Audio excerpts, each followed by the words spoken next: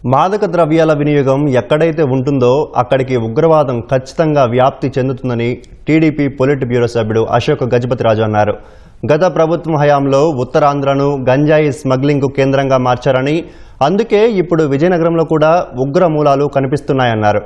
విజయనగరంలో జరిగిన మినీ మహానాడు కార్యక్రమానికి ఆయన ముఖ్య అతిథిగా హాజరయ్యారు. ఉగ్రవాదులు ఎక్కడున్నారంటే మన విజయనగరంలోనే వచ్చింది. ఎలాగొచ్చారు?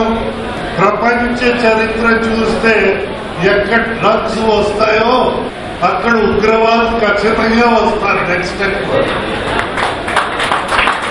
డ్రగ్స్ ని ప్రోత్సహించే ప్రజాప్రతినిధులు ప్రభుత్వం మనం తీసుకొచ్చిన తర్వాత ఏమవుతుందండి? ధ్వంసం ప్రభుత్వం తీసుకొచ్చిన తర్వాత ధ్వంసమే అవుతుంది. ఉగ్రవాదం పెంచే ప్రభుత్వం వస్తే ఉగ్రవాదులే పెరుగుతారు. అయితే చరిత్రహీనులకి మాత్రం ఏమంటారు? చరిత్ర మనకు అన్నం పెడుతుందా అని. అయ్యా, చరిత్ర తెలుసుకుంటే ఆ తప్పులు మళ్ళీ జరిగిన తప్పులు జరగకుండా ఉంచడానికి అవకాశం ఉంటుంది.